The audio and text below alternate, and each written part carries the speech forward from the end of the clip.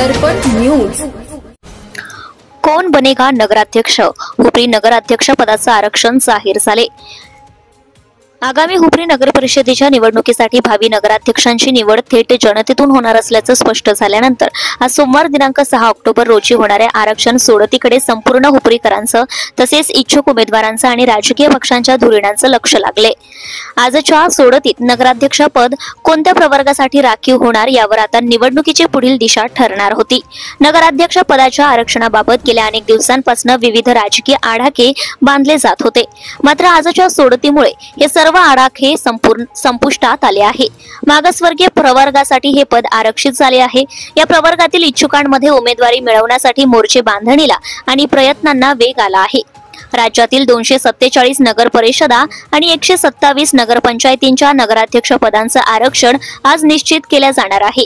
ही सोडत मुंबईतील मंत्रालयाच्या 6व्या मजल्यावरील परिषद सभागृहात काढण्यात येणार आहे। या संदर्भात विभागाकडून सर्व राजकीय पक्षांच्या अध्यक्ष आणि सचिवांना रीतसर पत्र पाठवण्यात आले आहे। आरक्षण निश्चित झाल्यानंतर आगामी स्थानिक स्वराज्य संस्थांच्या निवडणुकीच्या दृष्टीने राजकीय हालचालींना प्रचंड वेग येईल।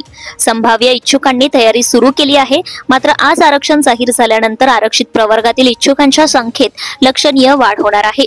इच्छुकांच्या वाढत्या संख्येमुळे उमेदवारी निश्चित करताना पक्षश्रेष्ठींसमोर मोठी डोकेदुखी वाढणार आहे। आरक्षित प्रवर्गात योग्य, सक्षम आणि विजयी होऊ शकणाऱ्या उमेदवारांचा शोध घेणे हे मोठे आव्हान आता सर्वच राजकीय पक्षांसमोर असेल। Subscribe now and press the bell icon. Never miss an update.